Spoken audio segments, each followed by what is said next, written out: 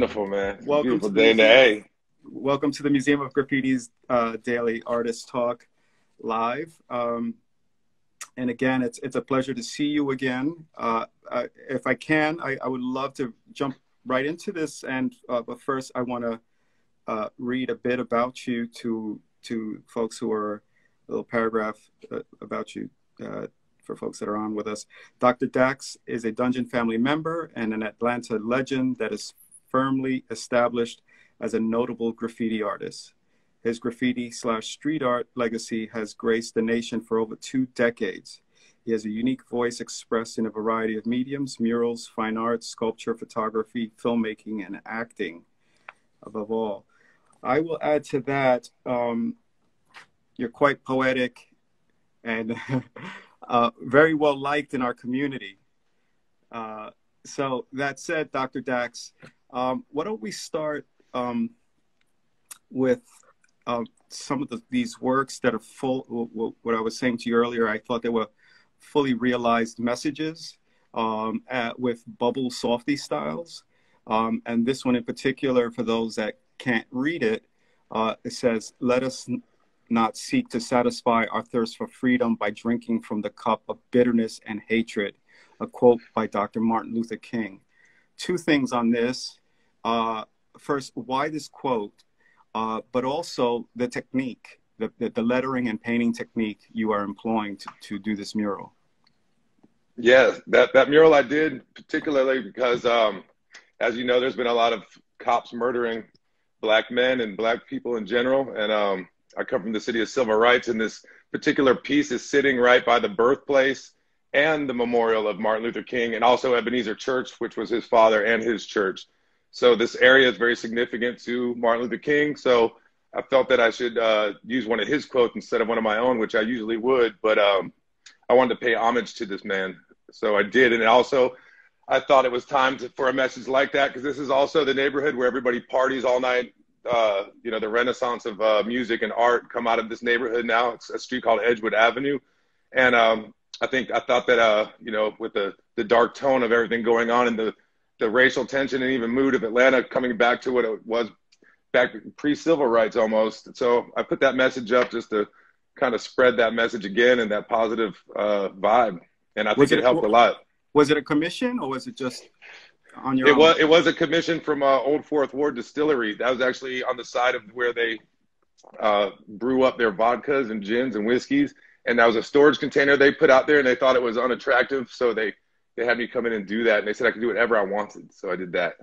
So tell me, why are you choosing the softy style lettering for these kinds of murals? Well, when the first times I started doing canvases, a guy named Baser was always like, "Do a canvas." He's a collector too. And finally I started wanting to paint it, but this was like, you know, like tattoos should look like tattoos and graffiti should look like graffiti. So I kind of applied my graffiti style to doing canvases, but didn't want to just do my name, especially if it was going to go in someone's home. Like, do they really just want my name on their wall, or would it be cool to maybe project something? So messages just made sense. And even though I've tapped into many negative lifestyles, I've always tried to project positivity on others. So I don't really, you know, put my crazy wild style life on everybody. I try to be very positive. So it just made sense to communicate in that way. And then as far as doing the bubble softies, you know, I bomb a lot, and I do a lot of freight trains mostly through my career. And I was always just dropping the bottoms down to the bottom. So when it came time to like even put crews up and stuff, I would drop those letters into the top, and that just kind of became patterny, and it made sense. And then I kind of wanted these messages to be digestible to civilians and non-graffiti writers. So I tried to make them legible but still with a level of style. So there's a little bit of a cross between that. And it's also just become kind of my handwriting. I can do this. I don't even, you know, sketch these things out. I can just write them as if I was writing a note on paper. And in them, not only do you get philosophical, dare I say, you get sensitive and vulnerable when you do something like this mural that says, "How do you spell love?" You don't spell it, you feel it. Yes, that's a Winnie the Pooh quote. Well, but it definitely, you know, summed up how I was feeling at the time and the message I was trying to portray. So does the bubble letter style allow you the kind of access and the flow to get these complete thoughts out? Yeah, there's also an element of energy to go into them. Like I'll get, just like handwriting, you lean to the right or the left, you get your own kind of flow and style. So a lot of times these walls, you can kind of feel my energy. Like this one's a lot more stiff than the other one, maybe because of the pressure of having to fit so much on the wall. But if you look, they change, they lean different ways. And that kind of just happens with the sporadic, fast movement and not thinking too much and just putting my energy into it instead of my mind. And Yeah. just kind of feeling it. Now, this message, I asked that you read it because you said this was Yes. the largest message piece you've ever painted. Yes. It might not be the biggest wall ever painted, but it's like the longest message. I believe it might be the most like graffiti words on one wall too, as far as like that thing goes. The owner was saying something about going to the Guinness Book of World Records with it or some shit, but I didn't follow up on it. But anyway, this quote is a toast to Atlanta, and this was paid for by Past Blue Ribbon. And once again, they said, you just do your thing, do what you do, the trademark DAX thing. The can was actually existing. It was this used to be a wall with like everybody from New York to Minnesota on it. And then I went over everybody because it was my wall, but the can was there, and Mr. Totem 2 did that can. So I really just went around it with this quote, and it's a toast to Atlanta that says, it says, may you have the hindsight to know where you've gone, the foresight to know where you're going, and the insight to know you went too far. Here's to love. It doesn't make the world go around. It makes it worthwhile. Here's to the ones still here, the ones that ain't. And until we meet again, since there's no beer in heaven, let's drink it here and leave the rest for our friends that are still here. Here's to the ones that love us. Here's to the ones that don't. A beer to the ones that do, and fear to the ones that won't. May we be happy and our enemies know it. Here's to a long life and a good one, a quick death and an easy one, a pretty girl and a true one, a cold beer and another one. May you be poor in misfortune, rich in blessings, slow to make enemies, and quick to make friends. Call frequently, drink moderately, park friendly. And it says opa, which is like a Greek cheers, That's kind of part of my heritage too. And then it says laugh and the world laughs with you. Show weakness and the world laughs anyway. Let us make our glasses kiss. Let's quench our sorrow cinders. Cheers. Cheers. Wonderful. And I was saying to you before, I don't, back in the day in New York, the one artist that was doing these kind of full thought messages was Lee Quinones on trains. Yes. I.e., stop the bomb, heaven is heaven and hell is earth. And so it's one of those things that was interesting to see that you were taking this approach, and interesting enough that it caught the eye of a tech company like TikTok. Yes. And also for the Super Bowl. Yeah, that they would allow you to kind of stay on message for yourself and in your art. Tell me about this project with TikTok. Yeah, I mean, even with some of these brands like TikTok, they'll come in and they want you to do your thing, and then they try to, be chefs in your kitchen. And I've just kind of put my foot down as far as the past, maybe even decade now, where I just only want to do what I want to do and portray what I want to portray. And the more that I've stood by that, the more they just let me do what I do. So this one was for the Super Bowl, and it paid really well. So these things allow me to keep doing my regular wild style lifestyle, but also still do it for a living in a mature, responsible way. This one says free. Anyway, it doesn't matter. Yeah, it says free, authentic, curious. Can't even read the damn thing. Individual, real, optimistic, brave. Yeah. And these go back to me, and they say just to write things down and speak things into existence, manifest. It's kind of like what I'm doing with these murals as well. I sometimes just use words, strong words, and things that I need in my life. So I'm kind of projecting. Right. So you're projecting. What I like about all of this is that you are focused on positive messaging. And, like you said, you had it rough coming up when you were young, and I think most writers, go through shit in life and then, find as they get older, more wisdom and able to inject that into their work, and remain authentic with it. Yes. Like this one, was this Live, Love, Laugh? Yes. Yes, this one is in the Summerhill neighborhood, which was a neighborhood near the stadium, which is pretty much became a ghost town. It's been gentrified since I've painted this mural, and I hope that this mural wasn't a part of that. It was also for the Outer Space Project, which is a mural festival that I take part in every year here from the ABV Gallery and the agency. And it says Live, Love, Laugh, and this is me, kind of switching my style. I paint a lot. I do a lot of graffiti on my own, passion projects, canvases, and all that. So I was wanting to switch up and kind of try something new and challenge myself. And that's what this was. Let me pull back on what you were just saying about gentrification and hoping that you weren't part of it. I mean, it's today as a muralist, as those that do either murals on their own in communities, either whether it's for beautification or commission, you become complicit in that, right? It's one of the things we see here in Wynwood, and in Atlanta.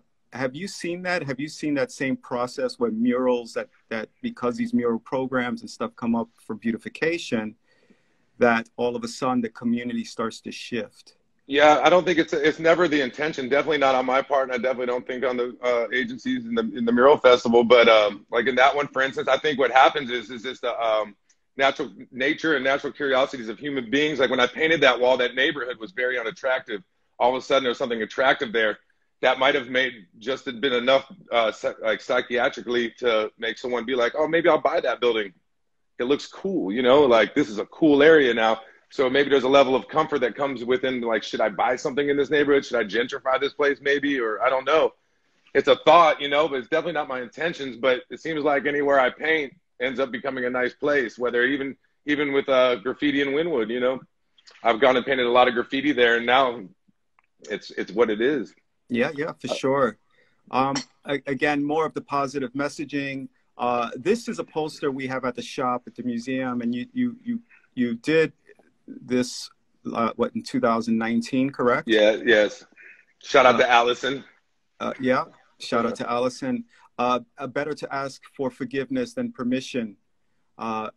Is that a personal quote of yours, or are you citing someone? No, that's not a personal quote. That kind of came up, I feel like, when I was I had a blog called Snort This, and I was taking mad pictures, kind of like street photography, but like really, really seedy on some National Geographic stuff, like in heroin crack dens and shit, and, you know, meth users. I was just taking really raw pictures, and I remember someone telling me, kind of like, when I would just take pictures of shit and make people mad. And someone was like, well, I think another photographer, I can't remember who, and they were like, it's better to ask for forgiveness than permission. And I was like, word, that's like how graffiti and everything I do works.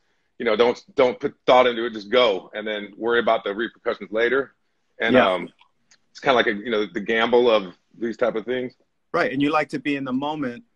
I love being in the moment. And speaking to that, this mural, the slower you move, the faster you die. That was 2 years ago.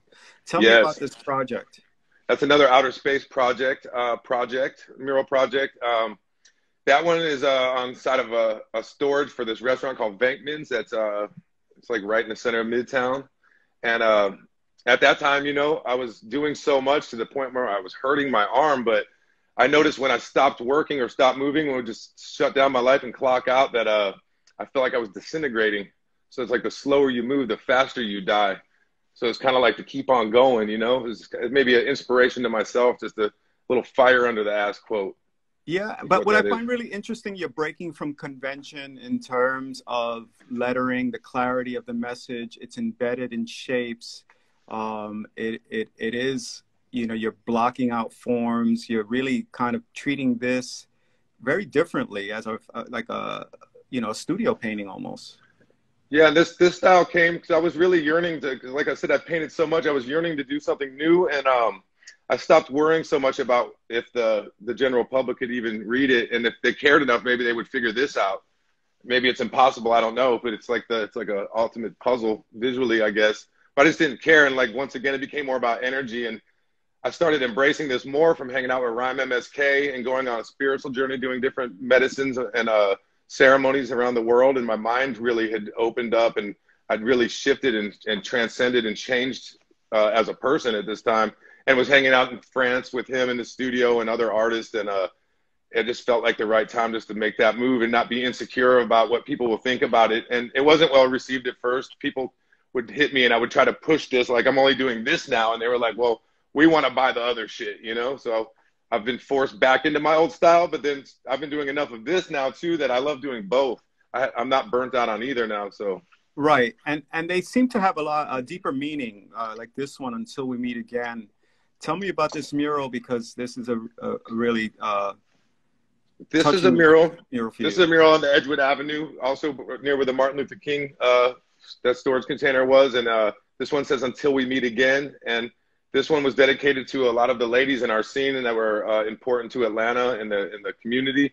So I did this for Speaker Fox and Shay, Aubrey, Rhea from Rhea's Bluebird, and Kitty, and Muna, which was a girl that was a street artist that passed away from cancer. So they all passed away around the same time. And I didn't see anybody really, you know, it seems like the men always get these epic memorials and stuff. And I felt bad because I would have liked to do individual murals for each one of them, but it just didn't work out like that. The Hour Bar got this location, which is a new bar in Atlanta that opened right before this Corona thing. And they commissioned me to do this. It's something I wanted to do, and they knew I wanted to do it, but they financially backed it and did this. And it meant more than I could ever imagine, because when I was doing it, the mothers of some of these girls showed up and the family, and I got contacted, lots of crying. And it was just, I knew how important it really was for everybody. And so that's what this is. It was for mourning. Could you have ever imagined the power of your art in public and what it would mean to people? A little bit, you know, my thoughts maybe on it was how much that when I saw graffiti out the MARTA windows when I was 8 years old, and like the United Kings and these guys who I just recently got in touch with, but seeing that stuff and the impact it had on me as a kid, I knew that that's kind of always been my drive too. Is like, I hope I can put that like excitement in someone's life by doing this as well. And I never thought, maybe with insecurity, I never thought I would be doing that, but it seems to be happening. It's ever so apparent, and it feels really good. But it just goes back to me seeing other shit that wasn't mine before I did it. This one is a tribute to Two Live Crew. Yes, Fresh Kid Ice that passed away, the Chinaman. This was, it says, this one is in the Wynwood area, and I was doing this, shout out to Pedro Amos and the Basil House Mural Festival. They got me to come down and do this wall with Shu and Days.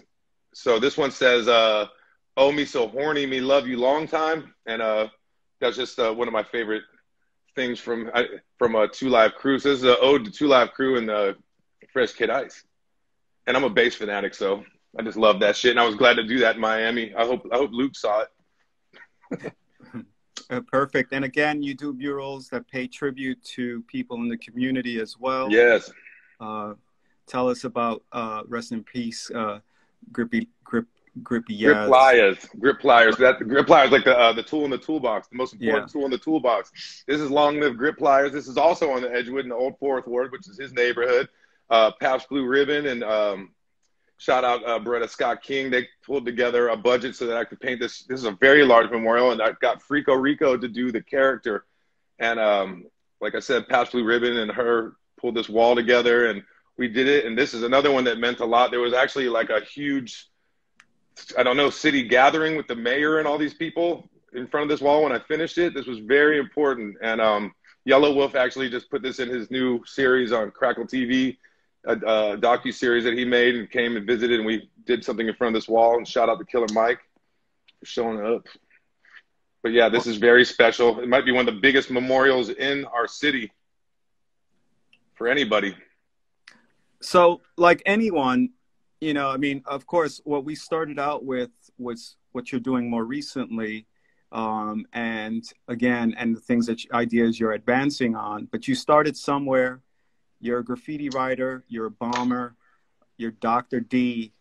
At one point in your life, you were this little guy. Yes. And tell me about you as a young kid and how you discovered graffiti and hip hop and how that would shape your life. Yeah, well, I moved to Atlanta in 1985 from South Florida. And the year previous, I got to visit my father and brother, which were already living here. And I came, you know, it's a very swamp area. It's in the Everglades near Fort Myers and Immokalee, Naples. So I came from the swampland. I showed up to Atlanta, and this place was emerging as a city coming out of the Wayne Williams era of the boogeyman and missing children and stuff like that and racial tensions. So I moved here, and I already came kind of with an edge. I had an edge. My stepfather's a Latin king, and you know, I grew up just on some street shit kind of, but in the swamp. But I showed up here, and I immediately showed up to school and noticed the fashion and fat laces and all that, and most of all, riding the MARTA train and seeing all the original graffiti that had started here, which was the United Kings and the Psycho Kings and all these guys, the Five Kings. Shout out to all the first generation. But I showed up and I just immersed myself, and I didn't even realize it was culture. I found myself hanging out with punk rockers and drug dealers and people who were in the hip hop, and just gravitated towards it naturally.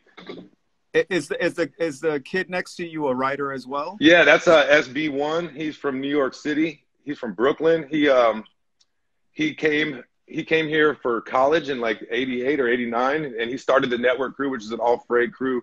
He mentored me. I got to meet him, and he was the one who gave me all the knowledge about subways and all that. And there's another guy, Chase, which was a friend of his from LA, who was an old school Rockwood Street gangster that was also in the graffiti in LA. So these two guys kind of gave me, through photographs and archives, the whole story of these places. And then that's where I fell into buying a camera and archiving as well, and realizing how important archiving was from those guys, which they also known as like the photo kings, which is like Nick from Videograph and those guys, and Ket, Porn from LA. These guys were really not just doing a lot of graffiti, but taking very seriously documenting it. And who are you taking your cues from in terms of style writing?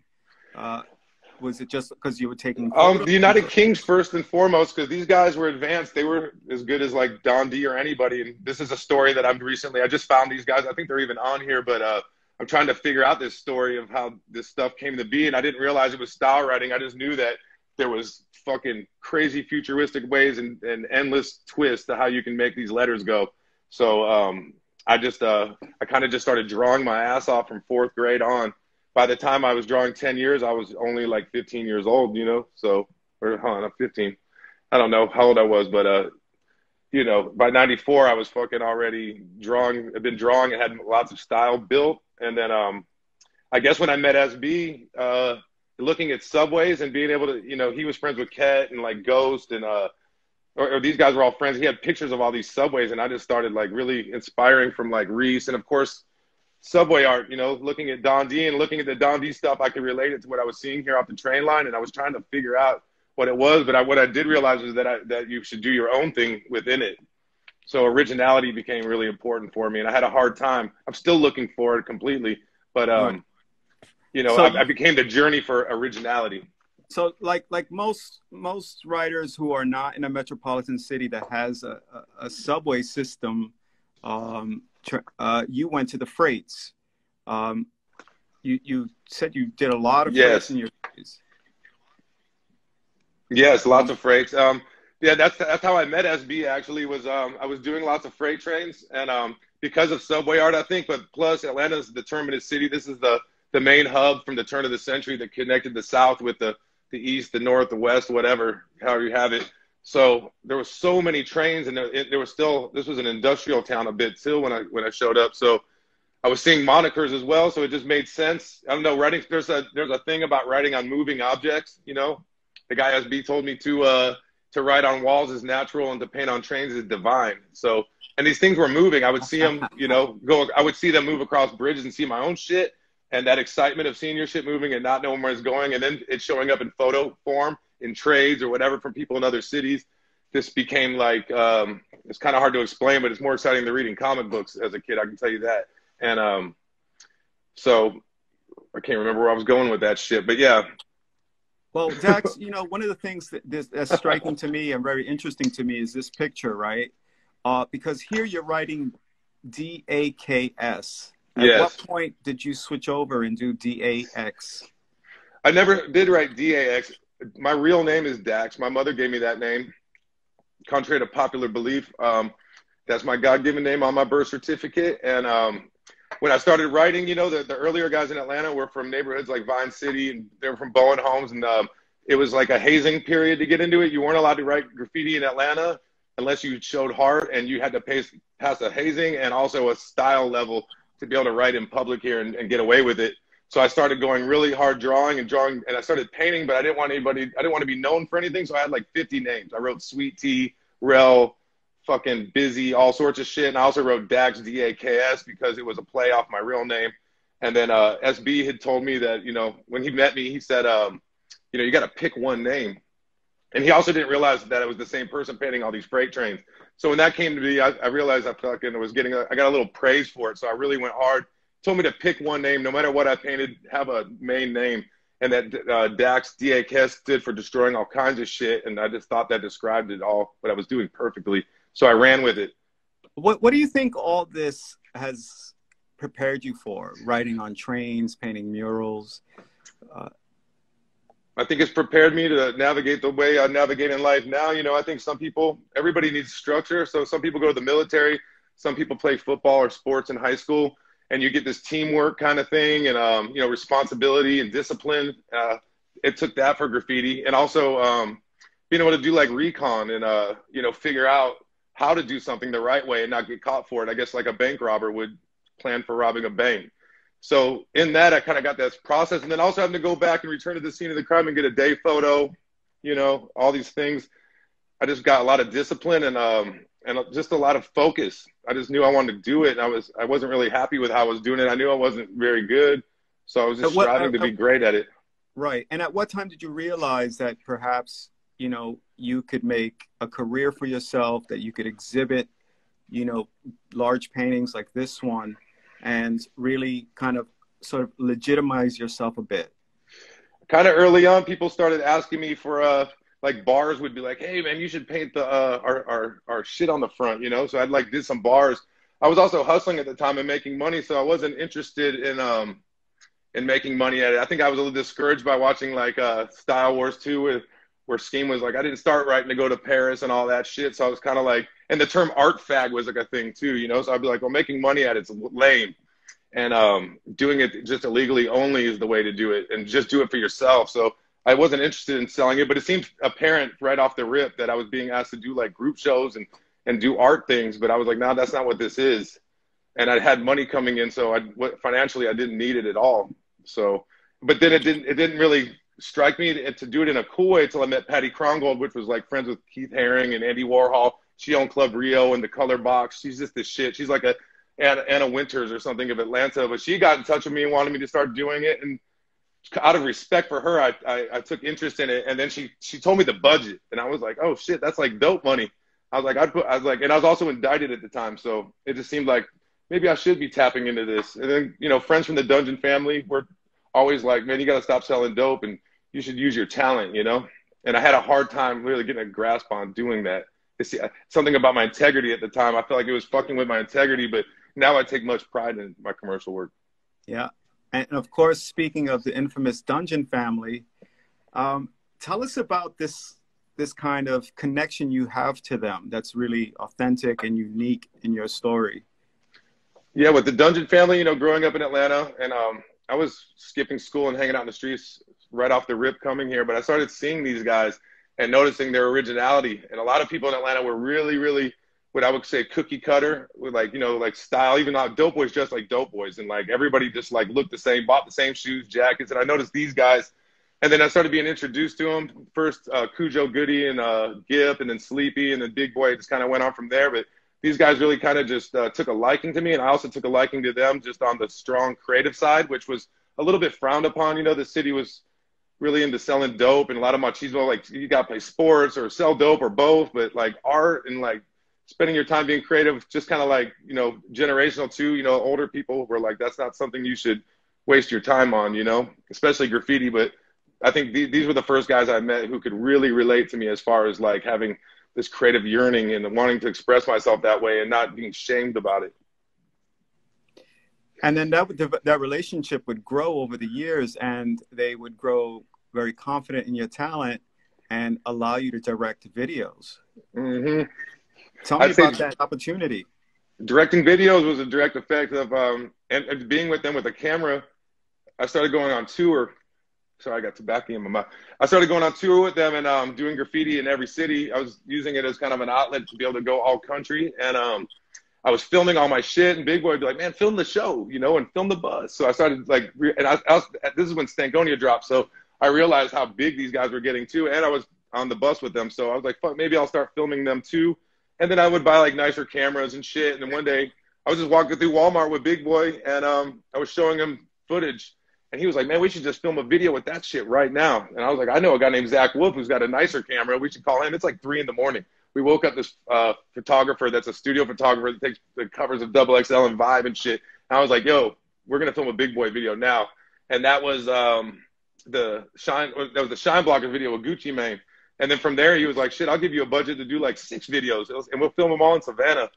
So, and at the time, Gucci Mane was locked up, and I just also happened to have footage of him doing his verse in the studio before he was locked up, before he even knew he was going to get locked up. So it all worked out. And then I started directing videos, and then all of a sudden, boom, everybody wanted me to do videos. And I didn't really like it because Big Boy would give me full creative power and also had really good budgets. So that shit made sense. And then I just stopped because I didn't want to do, you know, dope boy idiot videos in the front of abandoned houses every day.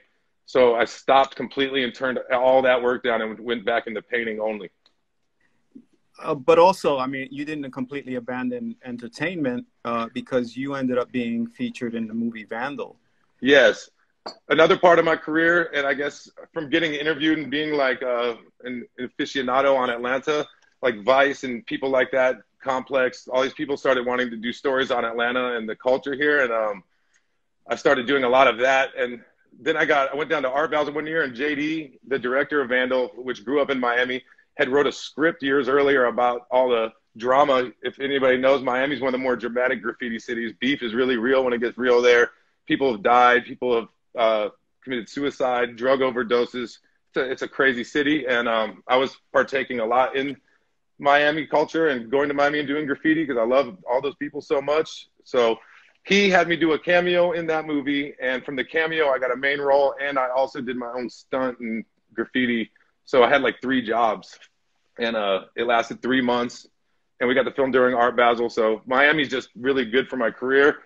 I had some sort of magnetic force with this place. So obviously that gave you a lot of exposure and also brought you, I guess, opportunities later on, you know, where you started exploring commercial art and doing some, you know, pretty cool projects, you know, the one with Nike. Yes. And of course, this one, which was interesting with Creed. Tell me, what's your approach when a client comes to you with, say, hey, we want to do graffiti or branding on a product? Do you kind of go back and say, hey, it can only happen if it's Dr. Dax, it's me, we're promoting me as the brand? Yeah, I mean, I just tell them I only do, you know, you got a choice of these 2 different styles right here or a mixture in between. That's pretty much my range, and that's all I'm willing to do. And then the first thing I do is if I don't really like working with brands unless I love the brand. Like Creed, for instance, is my favorite cologne. Me and Bubba Sparks have been wearing this cologne for the past, you know, 20 years. And when they called me, I was just like, holy shit, you know, like just super excited. I can't believe these guys want me to do something at Neiman Marcus with Neiman Marcus. So, I mean, just on the thought of even getting some Creed cologne for free, I was excited. So, and then there really wasn't too much discussion, you know. So a lot of times they'll send me references of things of mine. They'll be like, we really like this. So in this sense, they kind of liked my more just like illegal graffiti, like throw ups and shit, you know. Right. So it was pretty simple just to go in there and do it for these bottles, you know. Yeah, and you've done interiors before. This is yes. Shout out the Atlanta Convention Center. Yes. These are my people. This is their new offices, and it's one of the skyscrapers downtown Atlanta. And they wanted it to look like Atlanta. And they also were like, yo, we really like the graffiti style. That's what we think of when we think of the landscape of Atlanta. So I brought the streets into their office, and you know, this is like a blessing because, you know, when you're younger, you're doing this shit illegally, and it was so frowned upon, especially in Atlanta, even by other youngsters, that you never thought it would be something that someone would want to lace their office with, especially a brand new office. You know, this is a big project here, the whole thing as a whole. Yeah, an even bigger project is this nightclub you designed. Yeah, this goes back to Patty Krongold. I've been doing stuff in this club, I think, like 16, 17 years. It's Tongue and Groove. It's a mega club. It's like a Studio 54 type place to Atlanta. Patty Krongold brought me in originally, and then Janie and Anitra brought me in later. I have like 20 years of art, like 16, 17 years of art. They keep leaving stuff and getting rid of some stuff, but this has been good because I've just worked with really like designers that I respect, interior designers. So this club is kind of like a huge, I don't know, like a timeline of my work. Tell me about this, about that fine line, right, between keeping it quote unquote real and bombing, you know, trains, negotiating murals, commercial work, Neiman Marcus. Yeah, I think for me, like I said, I like some of these brands I work with. I get hit up by a lot of brands and turn most of them down because I don't believe in the brand. It's not something I grew up on or anything like that. But you know, these brands and getting these extra large checks have allowed me to continue my graffiti lifestyle and traveling and spiritual journeys and like really living my life to the fullest potential and being happy in the biggest way. So, you know, shout out to all these brands and they let me do what I want to do. I'm really proud of the work that comes out of it. You know, I don't think it's not so much branding as much like they back me or finance me, you know, and what they get out of it, I guess, is, you know, genuine culture and people from the streets, you know, my following pay attention to these things. How much energy do you put into getting brands to recognize you or to collaborate with you? Man, strange enough, I don't even try, you know. I think when I first made when I transcended into art and had to stop hustling, I was in a rush to like get my money up, and I feel like I wasn't really getting anywhere. Maybe I was a little come up too desperate, and then I just I would get a job and be like, oh, cool, I'm good for a little while, so I don't give a fuck. And it seemed like that don't give a fuck attitude. Things just started falling in my lap. I just check my email. That's it. And then a lot of times I'll get agencies like Winmore and, you know, ABV gets me a lot of work. Clubhouse, shout out to them. So there's these different agencies that I work with that just get me work, you know, things coming in the email and these people bringing stuff keeps me busier, so busy that my arm hurts all the time. So let me ask you this: when you meet somebody and they say, "Well, what do you do?" You know, do you say, "I'm a graffiti artist. I'm a muralist. I'm a commercial artist"? I tell them I'm a visual engineer. You know, I partake in anything visual, even if it's you know, what's it called? You know, sometimes I just give my advice on what other people should do. Even styling, sometimes, you know, I'm into clothes.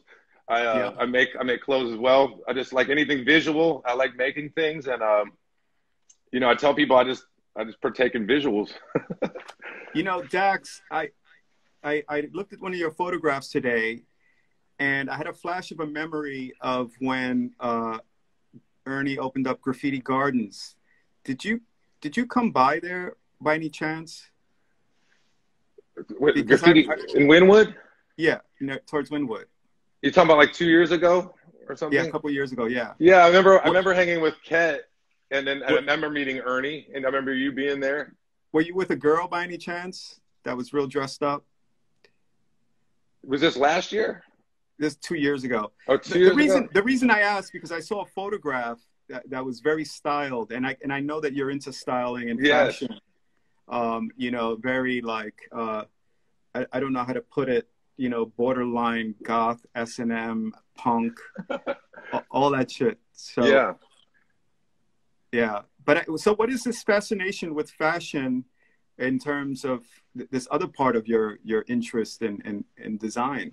I think with fashion, you know, I came to Atlanta and I remember I had like some Jocks shoes with Velcro straps. I didn't know anything. We just wore whatever your mom pulled out and wear her ass for you. And I showed up to Atlanta and I remember showing up to school to Morningside Elementary and there was a whole hallway of kids with sick ass clothes on and badass shoes, shell toes and all that.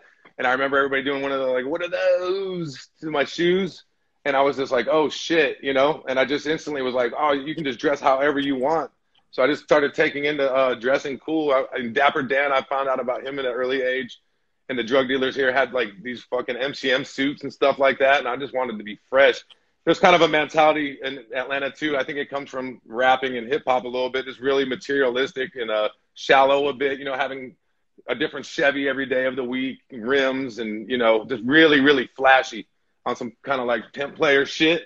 And I got really caught up in it. But as I've shedded like the shallow part of it, I still take a lot of pride in just being an individual and being comfortable in what I'm wearing, especially stuff I make for myself.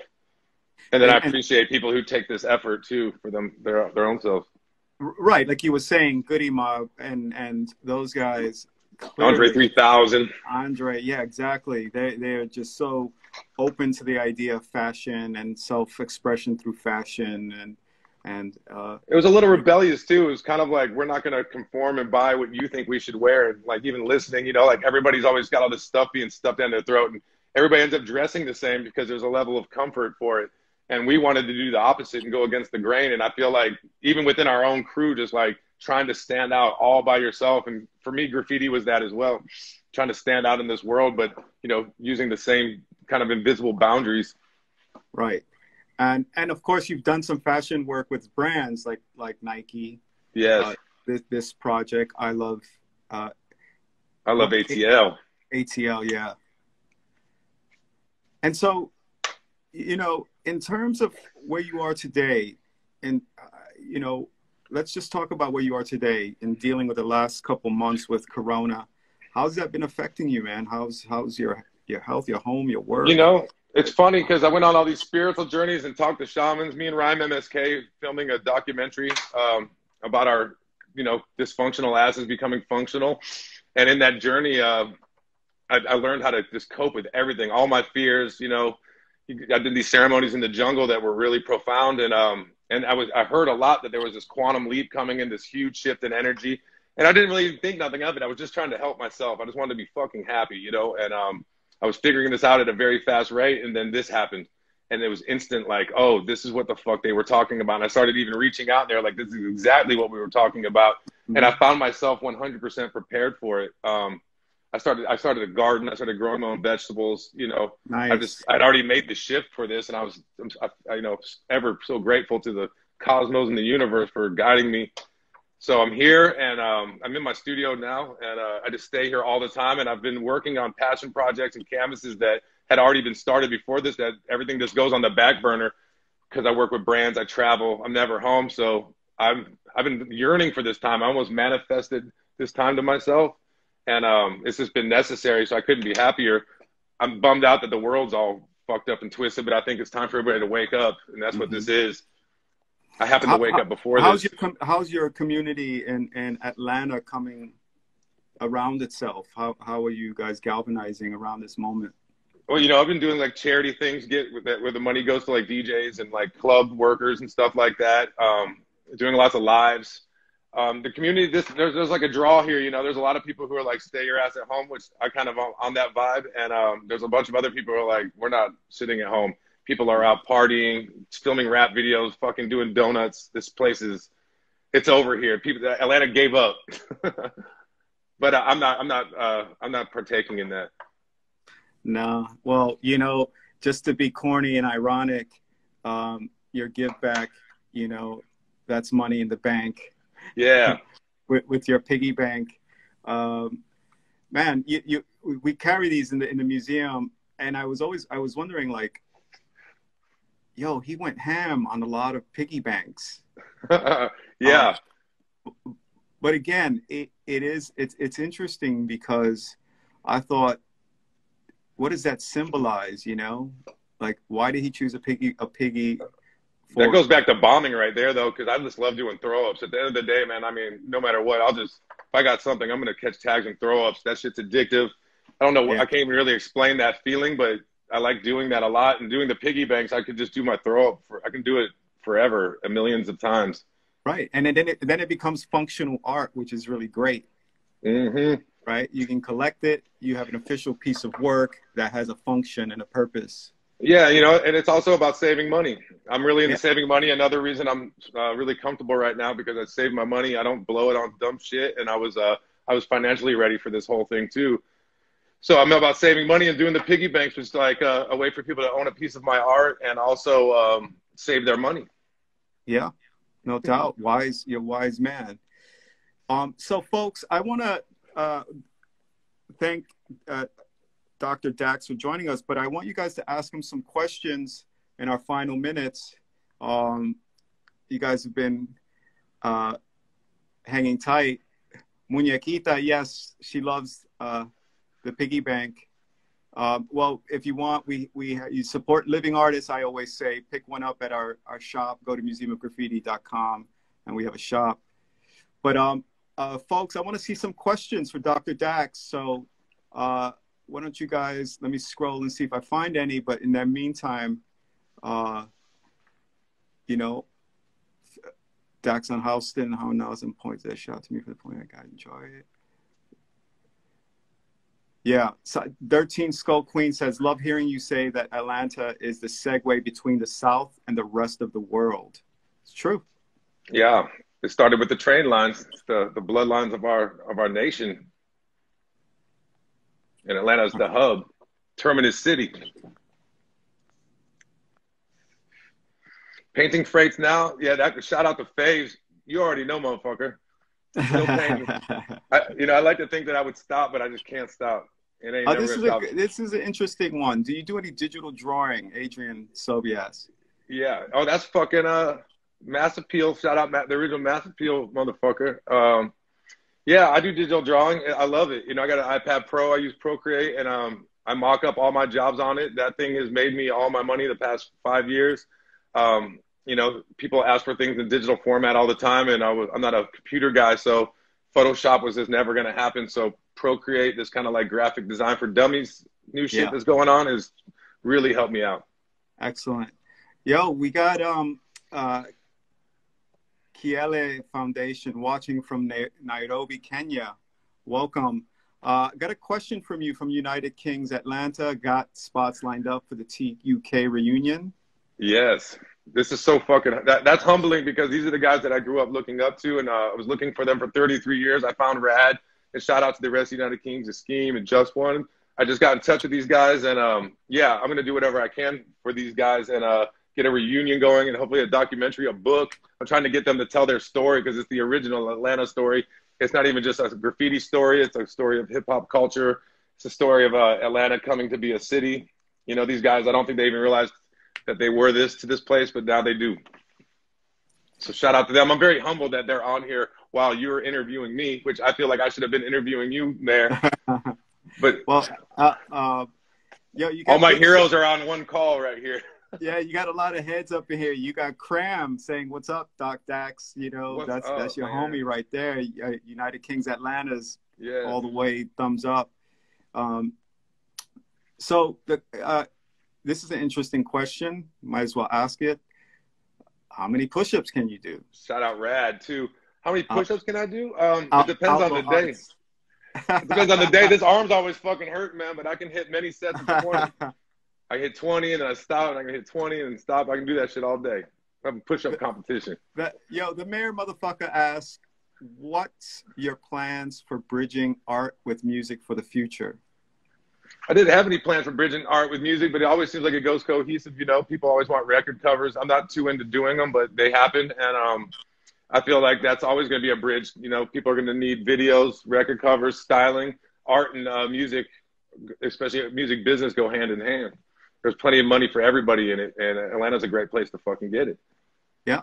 And so you're a global citizen, right? And so you, like me and others who travel around as writers, know that we carry a very special passport in the world that's tied to hip hop culture and graffiti, gives us access to very cool things.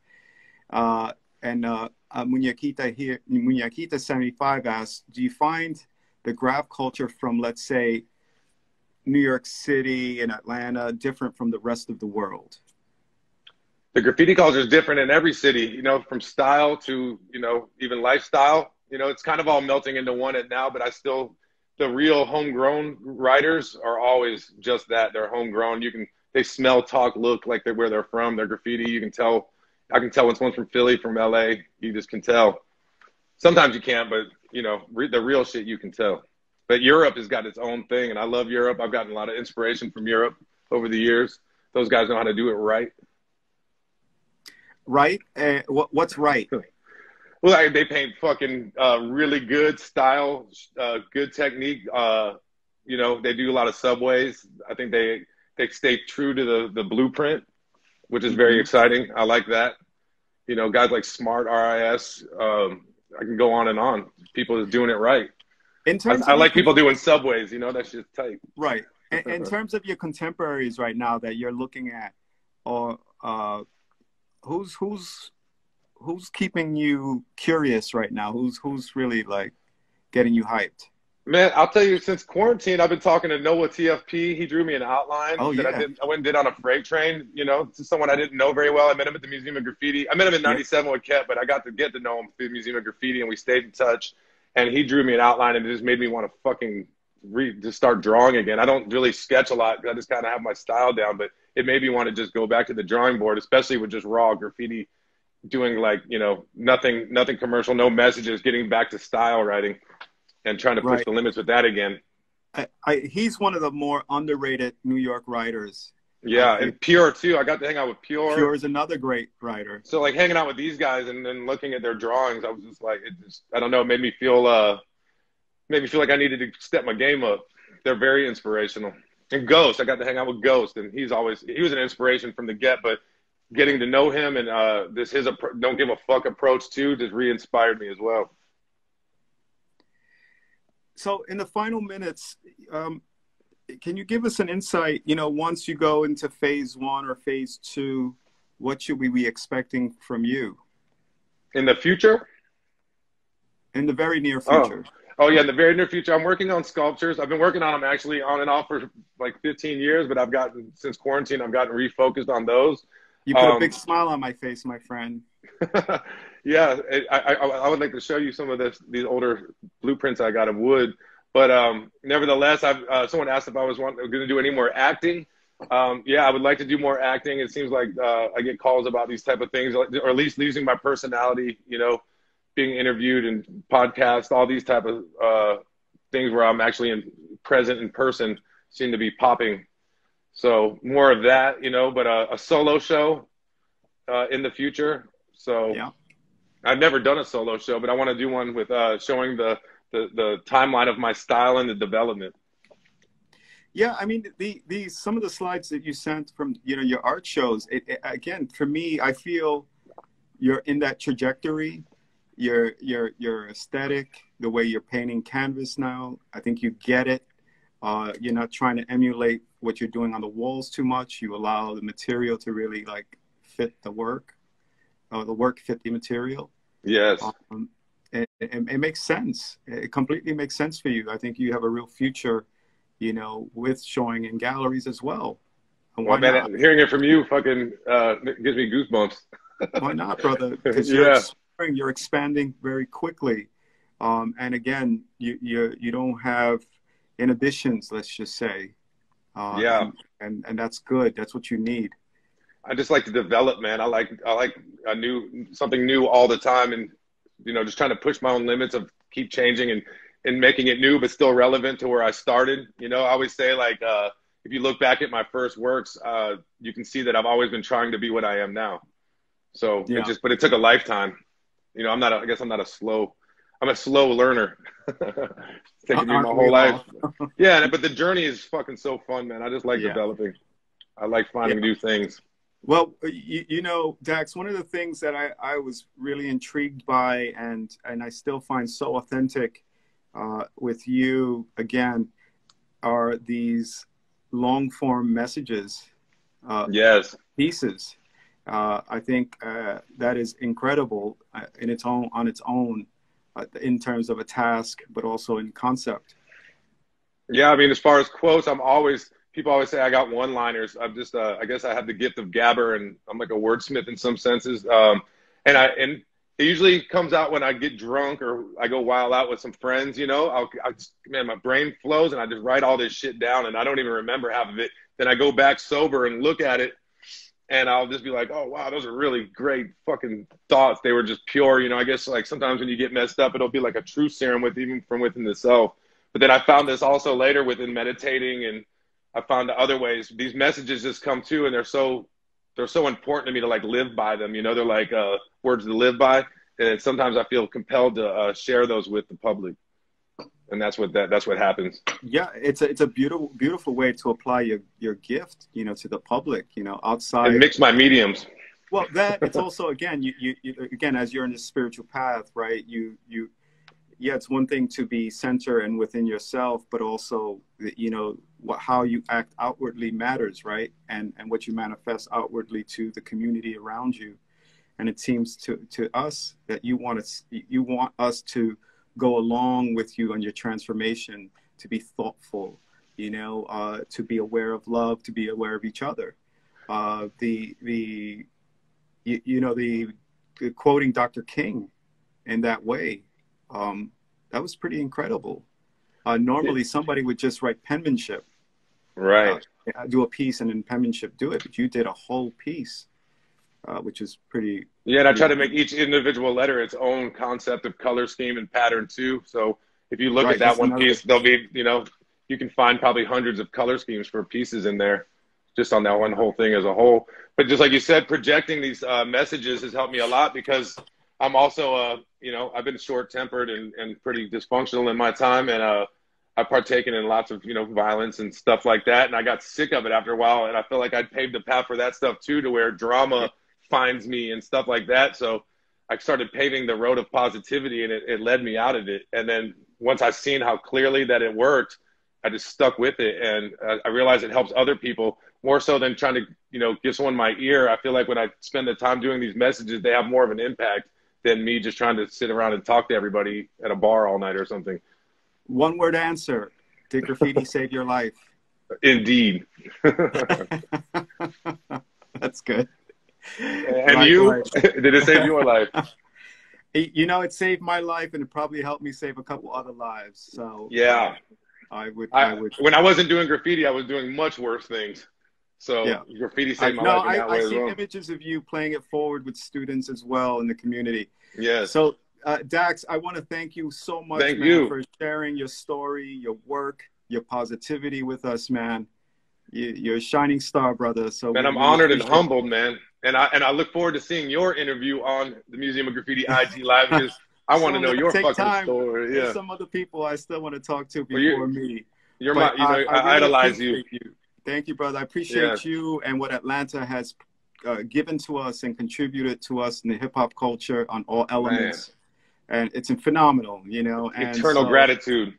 For reals. And I was there early in the 90s, and it was special for me. And hopefully one day I'll return. Man, come on, you stay at my house. Brother, yes, man. Yeah, we'll see you. Man, I love everybody. Love all y'all.